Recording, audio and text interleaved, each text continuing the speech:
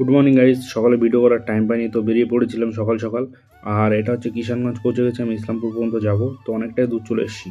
ইতিমধ্যে রুমে পৌঁছে গেছি, আর রুমটা ওরকম এলোমেলো হয়ে পড়ে আছে, দুদিনের ছুটি ছিল প্রায়, সেই জন্য যেমন ছিল ওরকমভাবে ছেড়ে দিয়েছিলাম। তো আজকে আবার নতুন করে গোছাতে হবে রুমটা।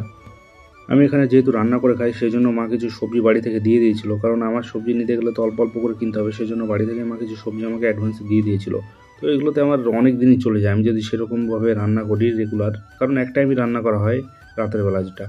তারপর আমি এখান থেকে ব্রাঞ্চে যাই, ব্রাঞ্চ থেকে তারপর একটা কাস্টমারের কাছে গেছি।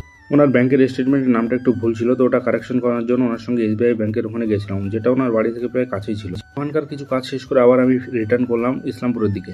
ব্রাঞ্চে ঢুকে তারপর কিছু কাজ করতে করতে আমার হয়ে গেল দেরি। তারপর ওখান থেকে আমি চলে আসলাম ডাইরেক্ট রুমে। আসার পর যেগুলো সবজি আমি সকালবেলা নিয়ে এসেছিলাম সেগুলোই আর কি ভাতের সঙ্গে একটু কুকারে সিদ্ধ করে নিলাম, কারণ এখন আর টাইম নেই আর না শরীর চলছে।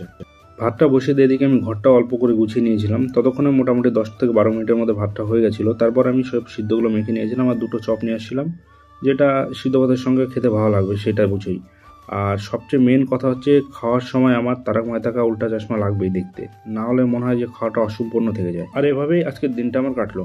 তো বন্ধু, খাওয়া দাওয়া শেষ, এখন রাতে শুয়ে পড়বো আজকে, কারণ বুঝতে পারছো সারাদিন ধরে একদম প্রথমে চলছে এইভাবেই। তো কালকে দেখা হচ্ছে আবার পরের ভিডিওতে, ততক্ষণের জন্য টাটা।